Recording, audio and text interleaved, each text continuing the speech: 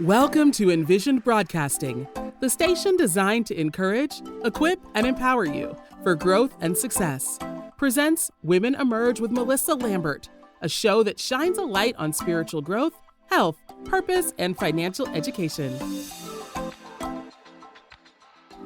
It's time to emerge and begin to live out your dreams, walk into your destiny, while making a difference in the lives of many. Welcome to Women Emerge with Mellisa Lambert. I am your host, and it's always an honor and a pleasure to come before you every Thursday. Happy Thursday, everybody. I can't believe, we're almost to the end of October, right? But we are officially here on a Thursday. Just want to remind you that this show is being sponsored by Lambert Legacy Financial, powered by Core Financial Partners. Our goal is to teach the truth about money, engaging individuals and families to think about what it looks like for your financial future and also to plan out your legacy. This show will be introducing you to leaders, experts, and motivators to share their journeys and their stories through personal and professional growth, knowledgeable tips, and lesson learned that will empower you to grow. It is time, y'all. It's time to grow your mind, your spirit, your brand, your business. And yes, we are talking about your finance. We don't have a special guest. We have our co-host, Mr. Tony Chambly. Tony is truly been a blessing. As you guys know, he used to do every second Thursday. We started this around March of this year. And then in September, because September was Life Insurance Awareness Month, he came on every Thursday. And I just felt like continuing this journey. Why? Because we've been indoctrinated so long about just how money works. And we haven't really known the truth about it. And if we know the truth, it will set us free. So that is one of the reasons why Tony continues to come as an expert to share his knowledge, share his truth, and really kind of open up the minds of each and every person that is listening live or actually listening to the replay. And when we talked about this week's topic, it was just when he said it, I was like, hold up, wait a minute. And Tony, it was just so amazing when you literally said, we're going to talk about the 4 financial thieves. I was like, wait, there's some thieves out there and we got 4 of them that we don't know about, so I'm excited about today's topic, the 4 financial thieves that we need to be aware of. So Tony, welcome to the show. As always, I'm so excited that you are here to bring this information to each and every one of us so we can learn the truth about money. So welcome again. Well, thank you. Thank you again for allowing me to share this platform with you and to be able to share my thoughts and all of my experiences with the listeners is so valuable. I believe if one is listening to this, Mellisa, over the different podcasts that we're doing, that alone is going to raise their financial IQ. And remember what our mission is here at Core Financial Partners is to bring awareness and education that brings prosperity. And we don't want to stick and stay in the realm of, ignorance or being misled. So we believe now you are being aware of some of the things that are myths and things that are leveraging us with trickery and things of that nature. And we're going to bring light to all of it because this is what we study. This is our purpose. And I'm excited to be able to do this on this platform. Absolutely. Absolutely. I believe that just knowing the awareness that you normally bring forth each and every Thursday, it opens up. It's I see a light. Every time you come on and you talk, it's like a light comes on in my head, oh my gosh. So this has been going on for this amount of time and we don't know about it. And it's like a financial weight that we carry and we don't even realize we can actually take it off by just knowing better. So I would love to dive into this. First of all, I want people to really, if they haven't heard of us, tell us a little bit about Core and just the foundation. I know we have our 4S mission. Tell us about the 4S mission and also the vision of Core Financial Partners. Sure.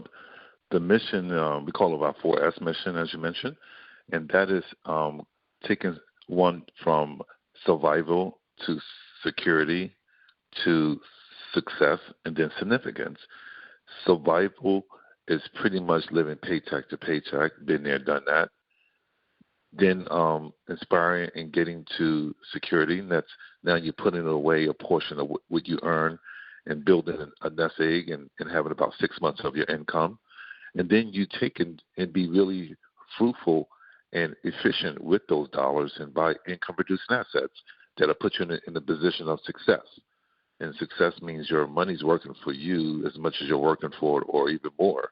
And then significance. Once you've done that and you've acquired enough income-producing assets, now you can live in your purpose, and now you can leave the legacy that you desire as well. So that's what our mission is about. Everybody's not in the same place, Mellisa. Different people are in a different place at this present time. And wherever you are, we want to get you to the next level. Everybody doesn't start at survival because some people have already, made their way through the process of getting to significance. So wherever you are, we want to pick it up from there. And if you have significance, hey, we're going to help you maintain it then. Yes. And I just love these 4 S's because it's where we are. Many people are at the place where they're still just trying to survive. And we don't know what that looks like to say, go to security, success, significance. And I love that Core exists for that reason, because we can show you, we can guide you, we can lead you to where you need to be from that survival stage to security, to success, and futurely, the biggest S of all, significance. So when we talk about you mentioned awareness, education lead to prosperity. Yep. What does that look like? Because right now we're doing that right now. We've been doing this for the last, few Thursdays, and we're making them aware. We're educating them, and we want to lead them into prosperity. When Core talks about this as our vision, what does that look like for many people? Sure. My mentor, Mr. Nelson Nash, will always say that when you know what's really going on, you know what to do. When you know what's really going on, you know what to do. A lot of things that are not made aware of can hurt you, right? Sometimes what you don't know can hurt you more than what you do know. And so awareness is important to know, and be in the know of some of the financial concepts, some of the financial vehicles, some of the financial strategies that are out there. And there are many out there that the average person is not aware of. From coming from a place of awareness, I also realize there's 2 schools of thought when it comes to the financial sector we live in. There's common information and there's uncommon information, Mellisa. The common information is what the masses get privileged to, right? It's from the TV ads that we receive, the social media, information that's being put out there on social media, billboards and stuff like that. They actually appeal to the common. And then you have the uncommon. You got to kind of be in the know to have the uncommon information. And that's where, the elite live in, the corporate America lives in, when I'm talking about the people that run these companies, the banking industry live in. And when you normally get your income to being in an uncommon realm, which is only about $80,000 or more, believe it or not, Mellisa, you're really in the uncommon, because more than half of the country makes less than that. Like, you're in the 75% of the citizens in our country makes less than $80,000. So 25% makes more. So that's the uncommon realm you're in if you make more than $80,000. Here's the deal. When you're not aware, Mellisa, you still live in the common world, the common information that you're going by. You're going by the rules of what the common going by, right? And when you hit $80,000 or more, you should be in uncommon, because you make uncommon income. right? If you're amongst people that the top 25% money earners out there, then you should be in the uncommon. But no one is aware of that, and we're still doing the things that the common do, right? And it's not a bad thing to be in common. We all start somewhere. We all was or going to be starting somewhere. But the point is, the uncommon, they don't touch qualified plans. They don't sit money in a regular bank. They don't take and listen to a Dave Ramsey. So these are the things that we're here to do, is make awareness and then follow with education. Now that I'm aware, how, why, and when do I do? That's what we're here for today. That's what we're here for throughout these podcasts. This podcast is here to empower, because I remember me not being aware of any of this in 2007. All I kept repeating to myself, what happened to all my money? I mean, I was making more money every year, Mellisa, but my lifestyle and my bank account wasn't growing with me, and I couldn't figure out what the problem was. And I had no financial education. It was all based off of my, normal, natural way of looking at money, and I just wasn't aware of what I'm aware of today. Wow. I love that, how out of awareness caused you to create a company such as Core, because you could have kept this a secret to yourself and your family. You could have said, you know what, I'm going to fix us and, keep it right here in the Chamblee family and just leave the legacy to be only within the Chamblee. But you decided to really branch out and create such a foundation called Core Financial Partners, where I'm able to now have access to that. And the listeners that are listening right now, we have access to this amazing company. And we're talking today, again, you are tuned into Woman Emerge with Mellisa Lambert. We have truly the best person I think of that can give us some great information. He is an expert in his own rights. He is the CEO and the visionary of Core Financial Partners. And we're talking about the truth about money, but we're also diving into the greatest topic of all, the 4 financial thieves. When you brought that topic out, and I was like, wait, there's some 4 financial thieves out here that I don't know about. How did you even come about learning about these 4 financial thieves? Just getting down basic economics, being a certified IBC practitioner, we start studying economics. We understand the school of economics, when it comes to, the Austrian economics, and when it comes to the Chicago School of Economics, and the one that mainly our country runs by, and that's Keynesian economics. So when we understand how economics work, we start to see the loops and the holes and the trickeries of the different financial institutions that are out there that we live amongst. And so when I started seeing it and it becoming very clear to me what the problem is, we wanted to be the solution to these problems and the ignorance that is happening in society. Oh, I love how you said that.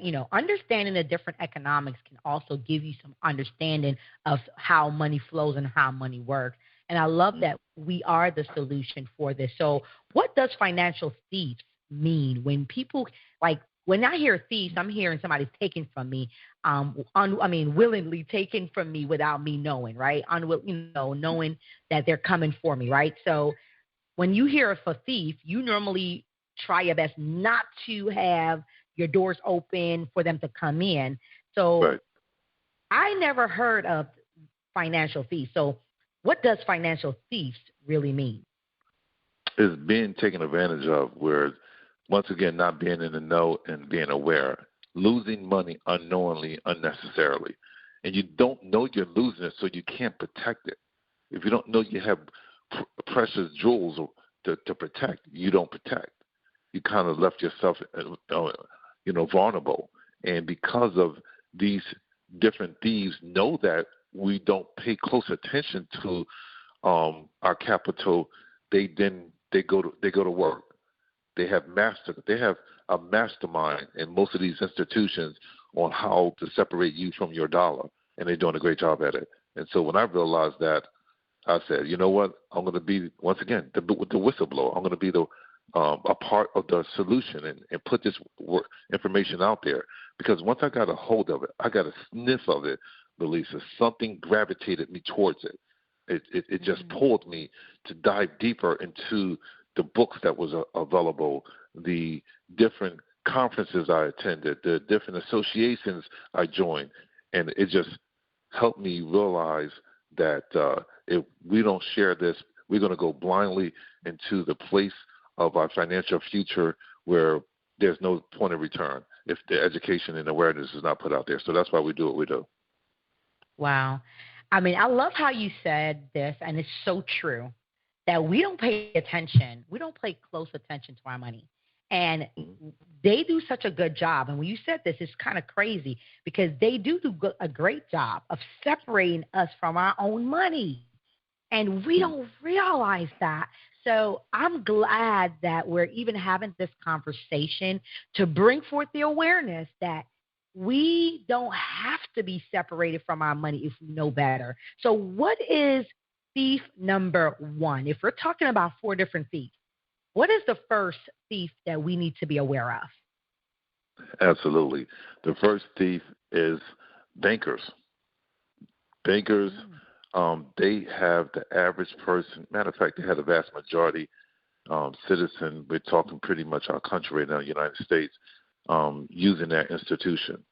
So bankers is the unbeknown thief that we're all getting robbed from right under our nose, right?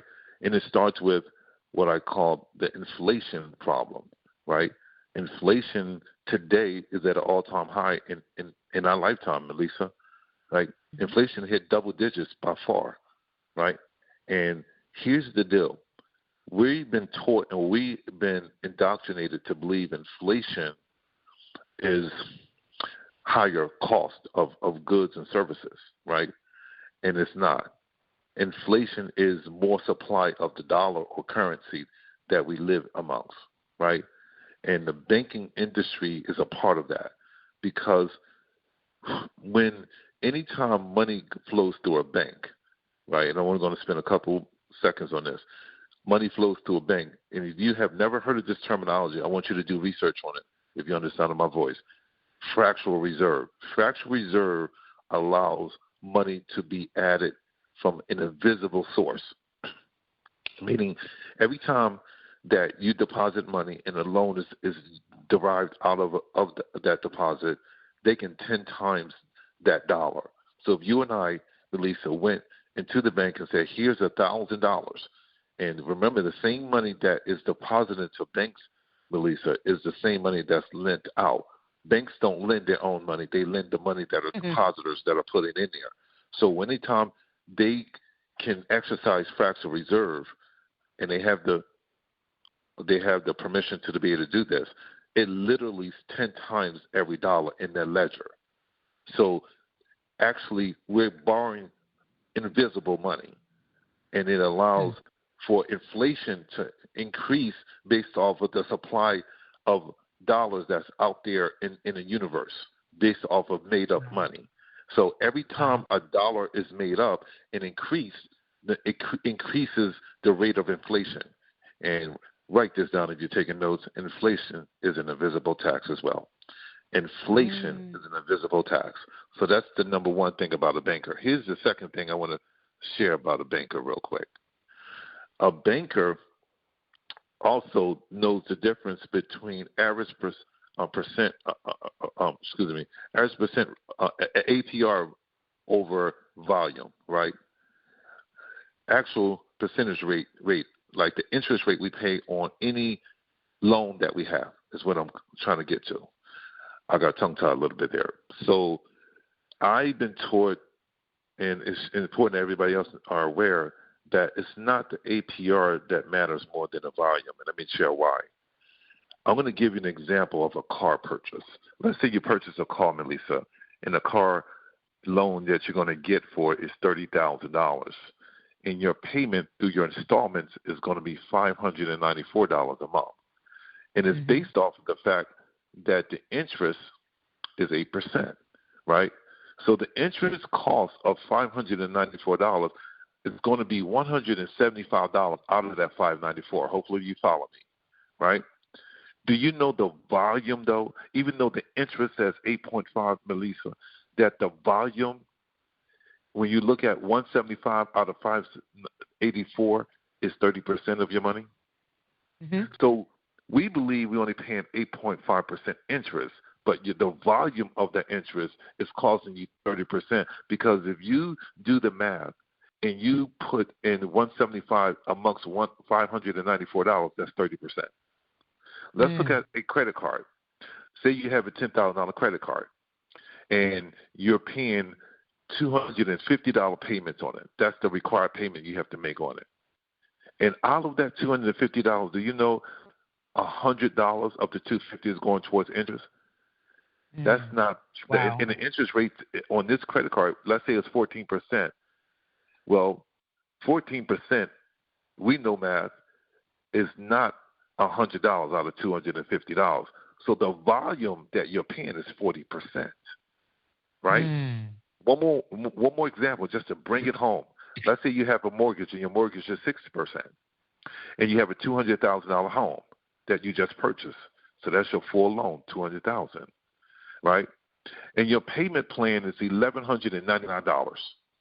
However, though, out of that mortgage, you're paying $1,000 of $1,199 towards interest costs. From a 6% interest, Mellisa, you're paying 83% of your monthly payments in the first 7 to 8 years is going to be 83%, which is the volume versus the annual APR, right? And that's the difference between volume and interest. So when I add all three of these up, because I started doing math this way, when I add all three of these up, monthly I'm paying just an interest cost $1,275, just an interest cost off these three items I just went over. And annual, watch this, Mellisa, $15,300 a year. And that is just my interest cost. So the average household, based off of what we understand, and when it comes to the truth about money, is that the average household is spending 34.5% of every dollar towards interest costs. There's our wealth right there. And that's what we do here. That's what I'm trying to make sure everybody understands. Don't get caught up in the interest that they're telling you. Know the volume of how much interest you're paying. That's the difference. Wow. So that's why the banker, that's why the banker is probably the number one. No, he's not the number one thief, but he's up there. They all amongst each other is three more, but that banker, he's getting his piece. He's 34.5% of every dollar that everybody's earning. That's a lot of capital going away from us, never to return. Never to return. And when you say this, when we think about a bank, right, it's just a holding institution. It's a place, again, like you said, the money goes in, and the same money that's going in is the same money they're loaning out. And you never think about that, because we're not thinking they're taking our money to use our money. We're thinking they're just, we have our money in the bank and I can go, you have access to it anytime I want, which is true until they can lock you out like Bank of America did last week, So I love that the way you make this very clear to us about the first thief that we need to be aware of, because this is what we use every day. We all got like 2, 3, 4, 5 accounts in 2 or 3 banks, holding institutions. So to know that the first thief is bankers. And I love how you even broke down inflation, because that is a problem. And we don't realize, we should realize it, because if you go in the grocery store, you realize, I literally, it was so funny yesterday, right? Chelsea had found $1 in the house. And then she just literally boiled it up and threw it on the couch. So I saw it on the couch. I was like, Chelsea, why is $1 on the couch? You can use this dollar and go buy something at the dollar store. You know what Chelsea said to me? She said, Mommy, It is no longer $1 to buy anything in the store. You would have to buy it. It's $1.25. I say you're absolutely right. It's no longer a dollar store. Nope. Inflation happened. That's right. You know, even my 12-year-old understood inflation happened. It was 99 cents before. It was a dollar store. It's called $1 plus now because it's $1.25 just to get out the store. So you just talked about the first thief, which is the banker. How does inflation affect our dollars sitting in a traditional bank? If we're talking about the bankers being the first thief, how does inflation affect our dollars as it is sitting in a traditional bank? Yeah, it affects it because of the rate that we're getting in a traditional bank on returns is most likely less, probably 4 to 5 times less than what the inflation rate is. So if the inflation rate is, let's say, 8, 9, 10, and you're only getting 1, 2, 3% rate of return on your money sitting in a traditional savings account or maybe even a money market account or CD, you're losing. Because if inflation is 8, 9, or 10, and you're only getting 1, 2, or 3% on your money, you're losing purchasing power of dollars sitting still in a regular bank. So while you can sit $10,000 in a regular bank, and you'll be like, you've lost money over 4 or 5 years just sitting there. That's why when people sit money in a CD, I cringe because you got to outperform inflation, or you got to get creative, or you got to put together a strategy to get more out of your dollar. If your dollar is sitting still somewhere and it's not outperforming inflation, you're losing money, right? Mm-hmm. That's why I call it an invisible tax, right? It's an invisible tax, and so that's what the point out. And Chelsea, she realizes that because that's powerful that she did that and said that. That's powerful because really it's not the prices going up, it's the purchasing power of a dollar is going down because the supply is so far up. That's why I predicted this and I said this just because of basic economics. When the stimulus checks were being given out, I knew inflation was going to hit double digits. I knew it. I watched it climb up, go up and up and up because somewhere it has to be paid back. It has to be paid back, right? And now it's being paid back through the rise of cost of everything because the dollar went down. All that money that they printed out was invisible money. We're going to pay it back one way or another, and that's where we live at today. Wow.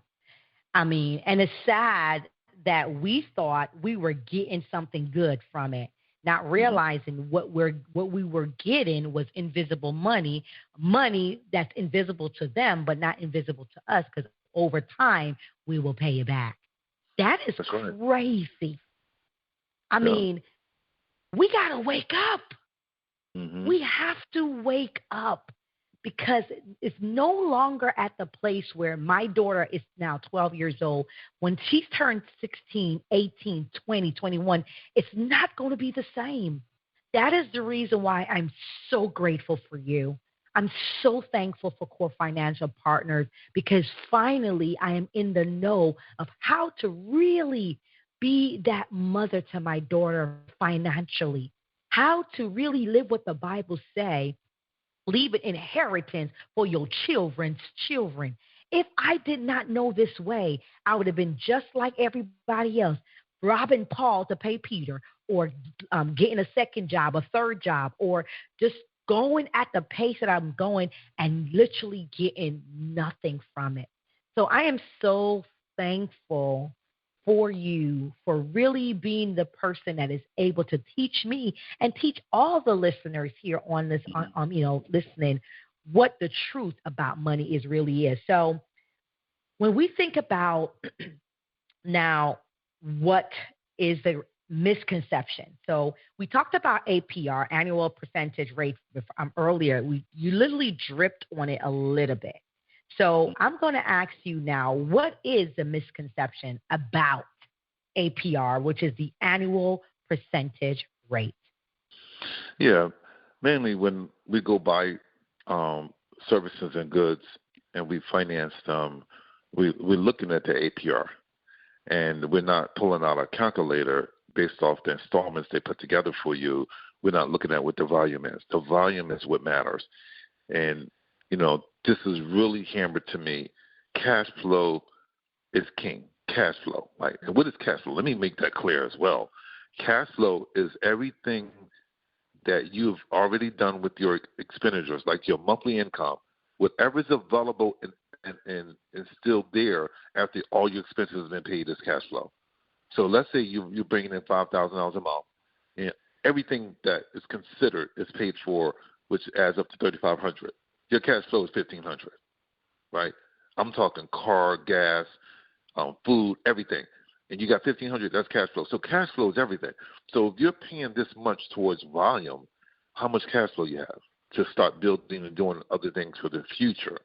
So, when people are saying they're getting 0% interest on a vehicle, that don't fly for me.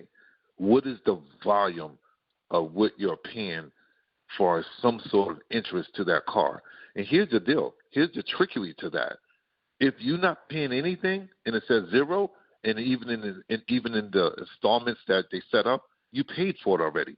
They increased the cost of the vehicle, right? So that's another trickery way of going about it out there as well, that the cost is already built in. The interest they charge you up front, and they bring it down to 0% because they know that's attractive. It's attractive marketing that they tricking us with. So volume is what matters. Volume is what we want to look into and see how do we avoid or minimize the volume of interest, the rate of interest, not the annual percentage rate.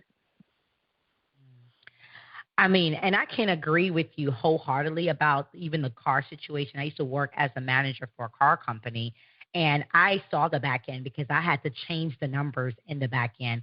So we will give them a price, and then they will come back and say, oh, well, I can't afford. Then I will go in the back and kind of change the numbers up as much as possible to still make sure the company was making money, the bank was making money, and also, we are able to pass that on to the consumer. Because remember, it's like three people's hand in this one car payment.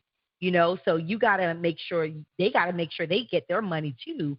And the lenders got to get their money, and the company got to get their money, and the sales team got to get their money too. Right. So I am in total agreement that the cost is truly built in. So it's never zero. It's never free. It's never all that. They have a way of putting the cost in from the door anyway. So thank you for even sharing that. And I like how you said it's attractive marketing. It is. It is very attractive to say free.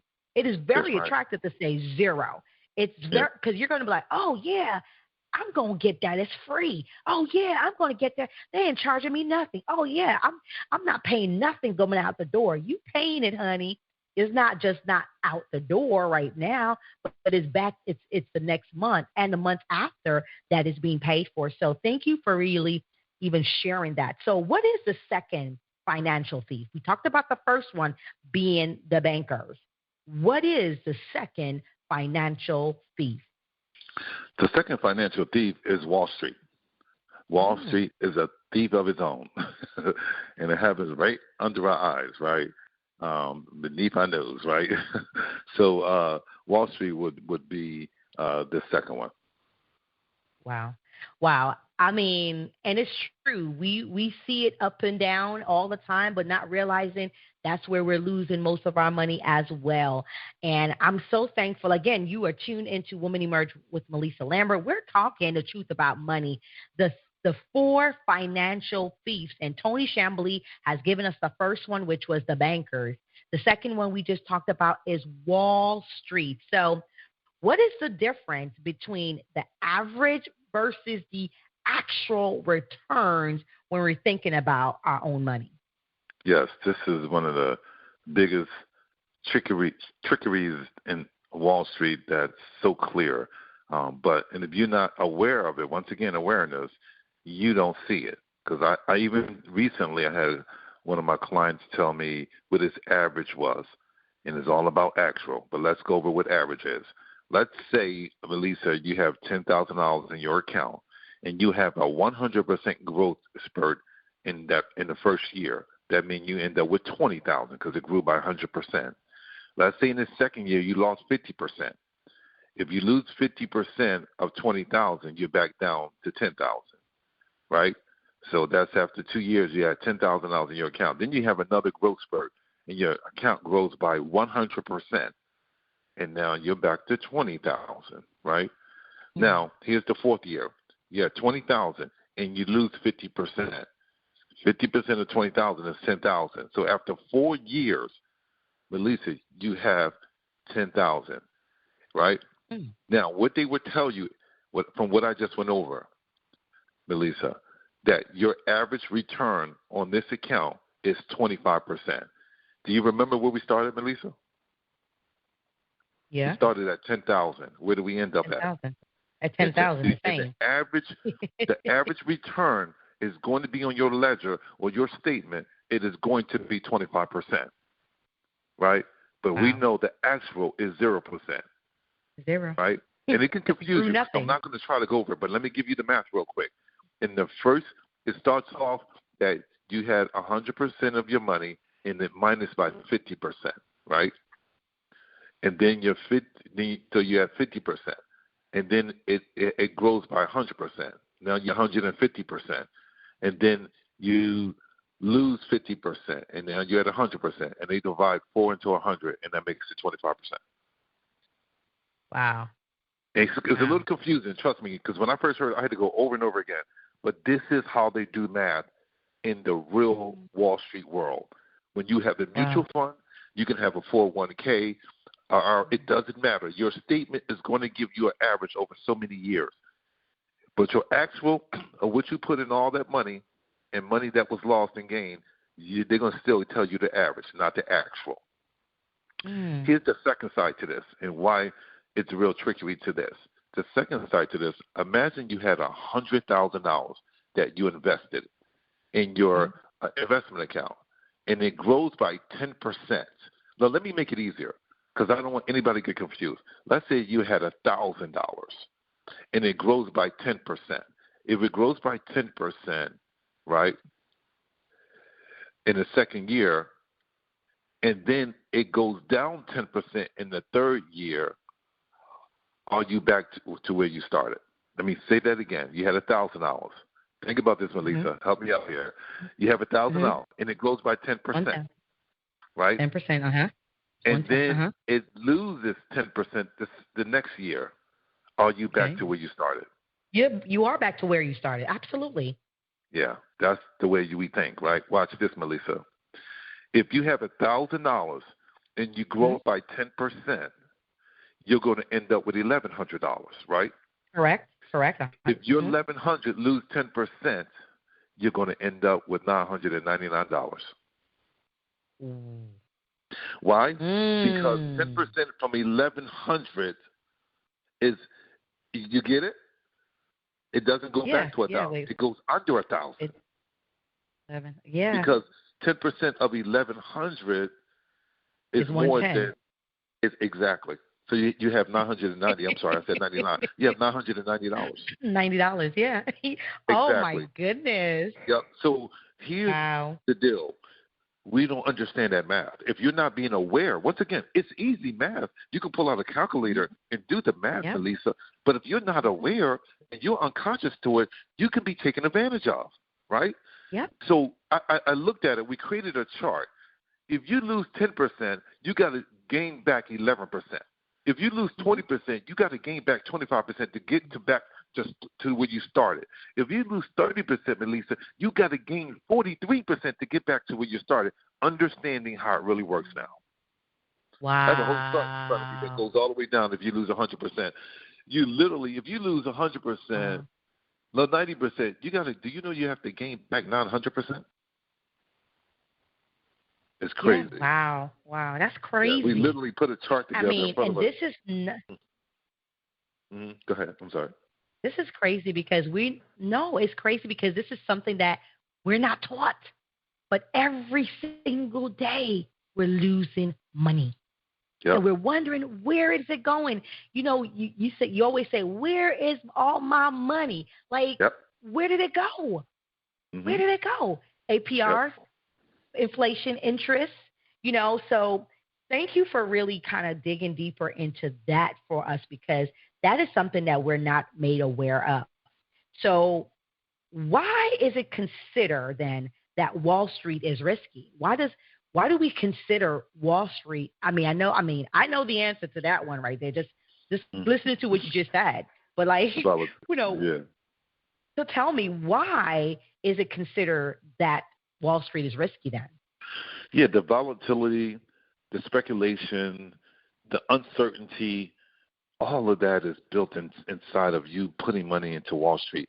I believe you have a skill set of a day trader, right? And when the bull and the bear markets. If you understand that, that's a different story. But here's what's happened to most citizens in the United States. The vast majority have money sitting in qualified plans or mutual funds or stocks and bonds or things of that nature and don't have that skill set. So they're waiting and hoping and wishing and praying that it works out, that they don't lose more than principal. And unfortunately, most do. And so, and then you're in a position where all that is happening, and you've already dealt with the banker who's taking tremendous amount of interest away from you, right? And then you're dealing with Wall Street, who's now is hitting you upside the head with fees, right? Because 1/3 of your money that could have been when you retire, if you have money sitting on Wall Street, is going to be taken away on fees because of the money managers and brokers. And now you have to deal with the volatility of the market. And most people have ups and downs, and the downs normally work against you at the end of the day, because we just went over, Mellisa, the difference between actual and average, or average and actual. It might look good on paper that the average was pretty good over 10, 20, 30 years, but the actual, most people are losing more than they're gaining. Wow. And it shows, it shows as much as possible. People, and one of the things I realize with us as people is we're afraid to even see our money. But we want to make money, but we're afraid to kind of, take an analysis of what's going on with our money, the losing of our money, or even is our money making any interest for us, right? So I'm glad that we're even having this conversation, because I hope and pray that a light bulb has gone off in somebody's head, because learning the truth about money and understanding the 4 financial thieves that we need to be aware of can help us in the long run figure out, how can I now let this be on my side? How can I get a corepreneur? How can I have Lambert Legacy Financial really help me to understand this and be able to say, now I know better, I will do better, not just for my sake, but for my family's sake. So, what is the third? We're talking about these 4 thieves. Now we talked about banker is the first one, the banker. The second one was Wall Street. Yeah. The second one was Wall Street. The third one, what is the third thief that we need to be aware of? All right. Some of us are going to be shocked, but it's what it is. And don't be offended. The third thief is the government. The government is our third thief. And I'm going to share with you why, right? I take that back. I'm sorry. Yeah, the government, right? Let me. Yeah, we went over the banker, we went to Wall Street, and let's say taxes, because really the government is taxes. So I'd rather call it taxes, because government, they're the one determine what the taxes rates are going to be and things of that nature. So it is the government. So anyway, so here we go. Now, in this scenario, I want to give you an analogy, and it's going to bring it home, because it's dictated once again by the government how we pay taxes. So I want to give you a storyboard. Let's say that you are in a position you can take $1, and for 20 straight days you can double your dollar, right? If you double $1 from day one, right, all the way to day 20, you would have $1,048,576 in your account. Mm-hmm. And that's with zero taxes. You don't have to pay no taxes on that $1,000 plus dollars. Now, watch this, Mellisa. If that $1 grew to $1,048,000 and you had to pay 17% taxes on it, you know what you end up with in 20 years?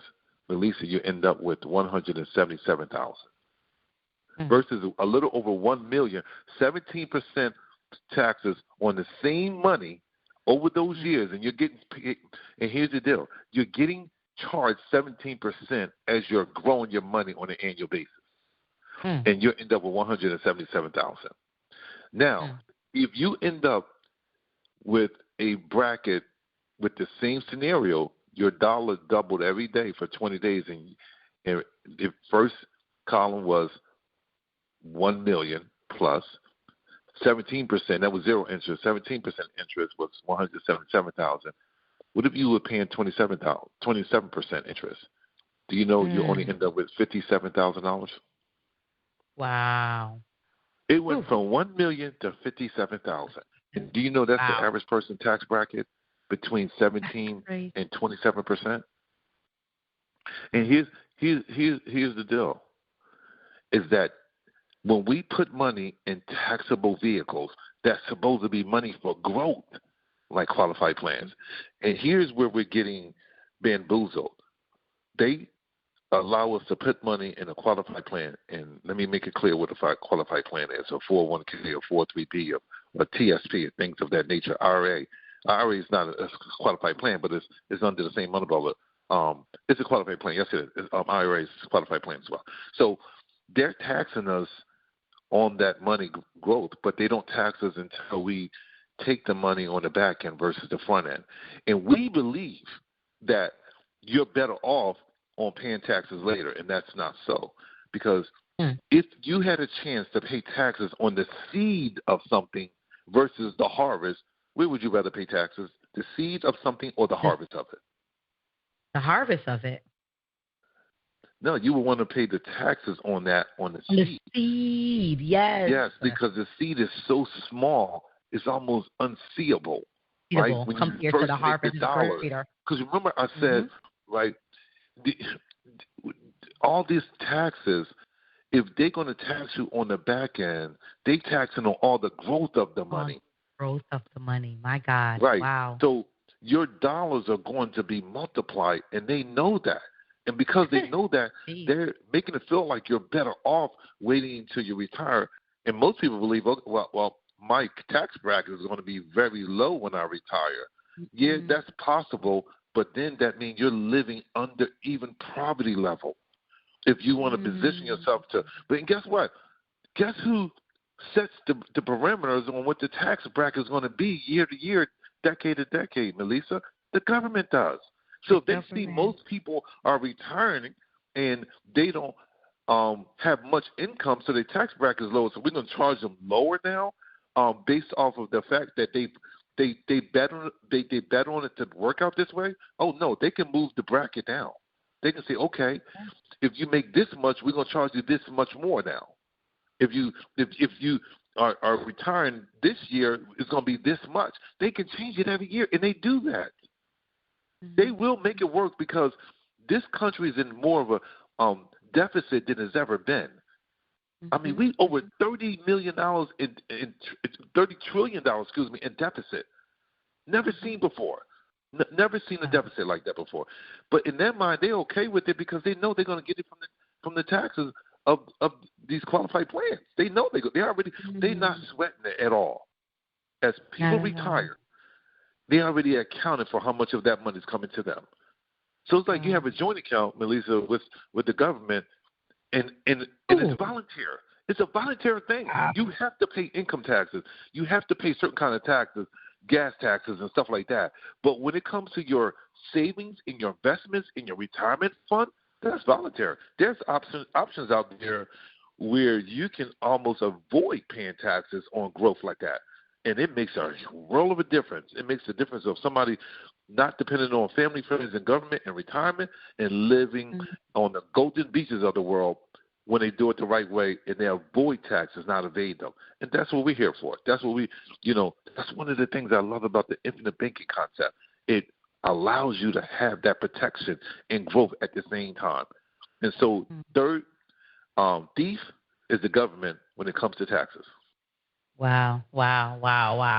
Whew, this is powerful. So I know we're running out of time, but I need to make sure we get this fourth one in, because even number 3 alone, we can sit there for days. Yes, we can. Because that is so true. Just to know, you said something which is powerful. We have a joint account with the government. Do y'all know that? I never thought about it. That's where the taxes go. That's why they keep on raising the rate of retirement. When it was 65, now it's 70. Like, they just keep on going up and up, with our age. But I want to kind of dive into the last fourth thief that we talking about today. What is the fourth thief? Because I can't wait to hear this fourth one. It's the most surprising one. We went over the first one being the banker, the second one being Wall Street, the third one being the government. The fourth one is us, you, right? Wow. We're the fourth one. You're the fourth one. And it's based off of, write this down, Parkinson's law. Parkinson's law says this: don't allow your expenses to rise with your income. And I see most of us do this. We go through school, we get a trade or education that allows us to go and create a career, and we make money, and it grows every year. Our income starts growing every couple of years, and we allow our expenses to grow along with our income. And that is a flaw and a detriment to your financial future, right?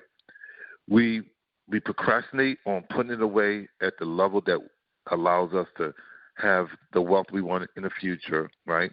Because we live in a society of instant gratification. Like, we live in a society of living beyond our own means. If we live below our means, Mellisa, right, and we defeat Parkinson's law, because it's a fight of you balancing your present desires from your future requirements. It's a fight. How much of it do I need now? And your inner self is saying, I need more. I want more. I see more that I desire. And then next thing you know, you're not saving anything, or you're saving less than you need to, right? That's what Parkinson's law is. It's about getting the discipline, getting the understanding of only living off a certain percentage of what is going to allow you to sustain your lifestyle now, right? Because you have 2 lifestyles you got to pay for right now. It's going to come to a day, Mellisa, that you cannot continue to put in the effort and the energy that you're doing today. You're going to slow down. At least most of us are. And some of us want to, right? Some of us ain't got a choice. And so what is that day going to look like? And it's today's decision to determine what those days are going to look like on the second half of your life. And the second half of your life is becoming longer and longer. At one time, when people retired, Mellisa, they were expected to transition within 10 years or so, right? And their money didn't have to stretch out to 90, 80, 90, 100 years old. It's happening more than ever right now. It's the highest growing population in the world right now. People hitting 80 and 90 and 100 more than ever. Because life expectancy was 60, 65, right? And so here we have to know that Parkinson's law can be defeated, or can defeat you.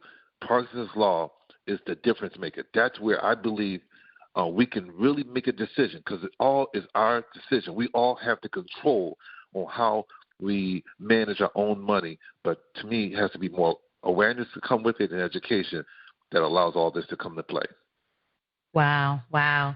Ooh, you said a mouthful. And I am just, to be honest with you, I really feel like this is one of the most important episodes that we will release, because I truly believe if we can understand these thieves and be aware of these thieves and be able to find someone like ourselves, like you and me, to really help them to really, put a block around yourself so these thieves will never, ever enter back into your life, there will be such a tremendous growth in our economy when we actually take back the power of having these thieves come into our lives. So again, today we had a great opportunity to hear Tony Chambliss talk about the 4 financial thieves. We talked about the banker, Wall Street as the second. Then we talked about the government through taxes.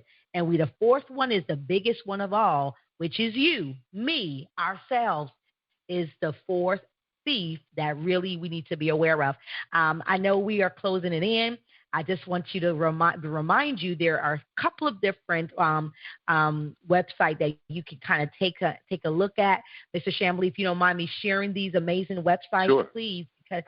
So we have learnmorewithcore.com. Please, there are a lot of short videos that are there. We want you to look at each and every one of them. Learnmorewithcore.com.